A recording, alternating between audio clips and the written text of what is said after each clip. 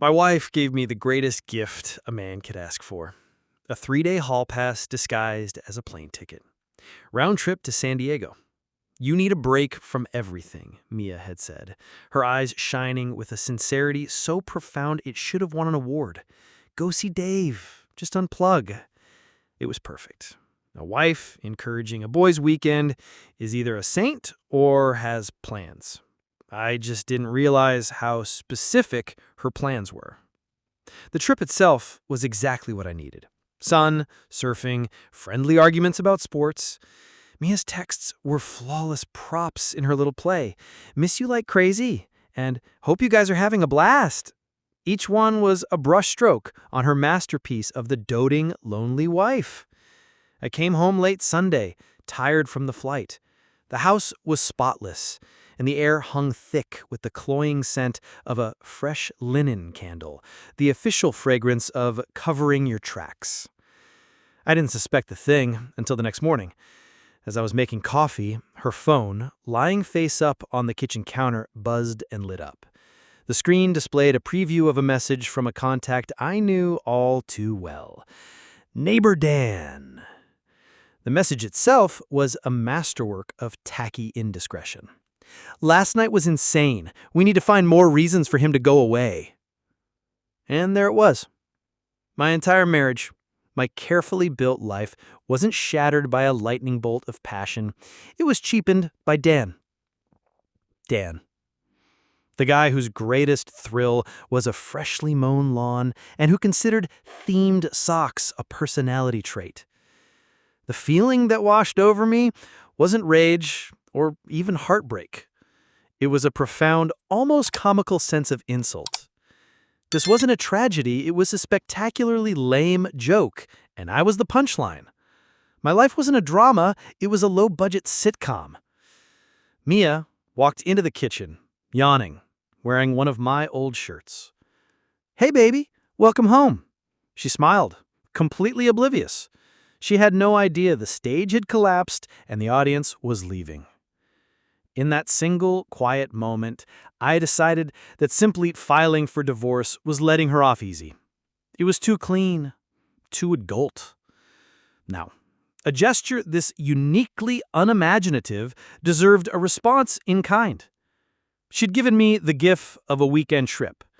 The gift I was about to give her and Dan was something far more permanent. The quiet part was over. The fun was about to begin. The hardest part of the next few days was pretending not to know. It was a bizarre form of theater. I'd watch Mia wave to Dan as he obsessively edged his lawn, and I'd just smile and sip my coffee.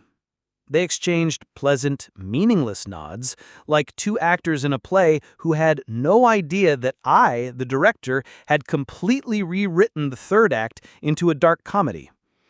It was an exercise in supreme self-control. My revenge couldn't be a grenade. A grenade is messy, loud, and over in an instant. It leaves no doubt who threw it. No, this required precision. My plan had to be a virus, something that infects the host system and uses its own mechanisms to tear itself apart from the inside. And in our pristine, beige suburban world, the most powerful operating system is the Homeowners Association, the almighty HOA. Dan's greatest pride was his standing in the neighborhood, his title as the unofficial king of curb appeal. That was the pressure point. I created a new anonymous email address. It took 5 minutes. The email I composed to the HOA management company was a work of art, a masterpiece of passive-aggressive neighborhood concern. I wrote as a worried neighbor, disturbed by recent late-night activities. I didn't mention an affair. I didn't have to. I mentioned trampled prize-winning azaleas directly beneath the Miller's guest room window. I mentioned strange scuff marks on the lawn, as if from a commotion.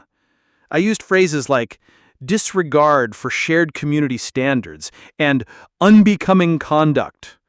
I was weaponizing their own soulless corporate jargon against them. I was painting a picture not of passion, but of tacky, disruptive behavior. For 2 days, nothing happened. I just watched. Dan fired up his leaf blower with his usual misplaced gusto. Mia hummed as she checked the mail. Then on Wednesday, it arrived. A crisp white envelope, tucked in with Dan's bills. I saw him retrieve it from his mailbox from my home office window. I watched him open it, his brow furrowed in confusion. I saw his shoulders slump as he read. That was the moment. The first little crack in their perfect secret world. But the real satisfaction came that evening. Mia walked in from taking out the trash, a strange look on her face. It was a mixture of annoyance and confusion. She was holding a piece of paper, a printout Dan had obviously given her. "Chris, you are not going to believe this," she said, her tone full of manufactured outrage. "Someone complained to the HOA about Dan's lawn. Can you imagine how petty? Said he damaged his own landscaping. What a total jerk someone is." She stared at me, waiting for me to join in her indignation. I just shrugged, took a sip of water, and looked at her with what I hoped was the perfect blend of mild sympathy and complete disinterest. Inside, I was smiling. They had no idea who the jerk was. And this was just the first notice. Phase 1, Operation HOA Annoyance, was a success. The seed of paranoia had been planted. I could see it in the way Dan now surveyed his lawn with a new, twitchy anxiety, as if a rogue dandelion might be a sign of a larger conspiracy. He and Mia no longer shared pleasant waves. Their interactions were now clipped, furtive conversations over the hedges, their body language radiating a mix of guilt and irritation. It was beautiful. But it was only the beginning. My revenge needed a second act, one that would move beyond petty violations and into the realm of social and financial consequence. The stage was the annual neighborhood 4th of July block party. In our suburban kingdom, this was the social event of the season, a pageant of competitive grilling and passive-aggressive lawn chair placement. Dan was the self-appointed chairman of the block party committee. His entire social standing rested on this one afternoon of explosive patriotism and lukewarm potato salad. And I knew this year he had convinced the HOA to chip in a sizable amount of money from the community fund for a professional-grade fireworks display, a detail I'd overheard him bragging about for weeks. It was time for my anonymous persona, Concerned Neighbor 77, to write another email. This time, I didn't write to the management company. I wrote to the entire HOA board and carbon copied every single homeowner on the email list, a list I'd conveniently saved from a previous community newsletter. The email was a masterwork of fiscal concern. "Dear neighbors," it began, "I am writing out of deep concern regarding the planned expenditure for the upcoming block party. I questioned the wisdom of spending thousands of dollars on a temporary and, frankly hazardous, fireworks display. I subtly suggested the funds would be better used for more permanent improvements, like repairing the cracked pavement by the community pool. I attached publicly available price lists from pyrotechnics companies, highlighting how the quoted budget seemed inflated. I didn't accuse anyone directly. I just asked questions. Was there a bidding process? Could we see the receipts? Were we sure this was the most responsible use of our money?" It was a digital Molotov cocktail of suspicion, tossed right into their heart of their fragile social ecosystem. I hit send, sat back, and watched the digital chaos unfold on the neighborhood social media page. Within an hour, the page was on fire. People who hadn't spoken all year were suddenly united in a crusade for fiscal transparency. The block party, Dan's magnum opus, was now tainted. It wasn't a celebration, it was a potential scandal. I watched from my window as a visibly flustered Dan tried to have another hushed conversation with Mia, who looked increasingly stressed. This wasn't a fun, secret game for her anymore. This was a social and financial mess. I'd taken their private little transgression and turned its consequences public, reframing them as incompetent, possibly corrupt managers of the community's trust, all without my name ever being mentioned. The days leading up to the 4th of July felt less like a holiday and more like a low-stakes Cold War fought over social media comments and dirty looks at the mailbox. The HOA, being a creature of pure political cowardice, buckled immediately under the digital peasant revolt I'd instigated. 2 days after my email, they issued an official statement. The extravagant fireworks budget was canceled, the funds reallocated to infrastructure projects of a more permanent and beneficial nature. But the best part, the real cherry on top of this schadenfreude of Sunday, was the final paragraph. Dan was politely thanked for his initial efforts, and the board announced a new, more fiscally conservative celebration would be managed by someone else. He had been publicly fired in the most corporate, soul-crushing way imaginable. His reign as the charcoal-dusted king of our cul-de-sac was over. There was no festive bunting on his house this year, no patriotic floodlights illuminating his prized lawn. His enormous stainless steel grill, a monstrosity he usually started prepping a week in advance, remained shrouded under its vinyl cover like a monument to a fallen dictator. He was a broken man. I had managed to dismantle his entire social identity using nothing but a Wi-Fi connection and a deep understanding of suburban pettiness. The day of the party was a masterpiece of anticlimax. Instead of the usual chaos of kids on bikes, smoking grills, and booming music, an eerie silence settled over the street. It was a ghost town. The air smelled not of lighter fluid and grilled meat, but of cut grass and shattered egos.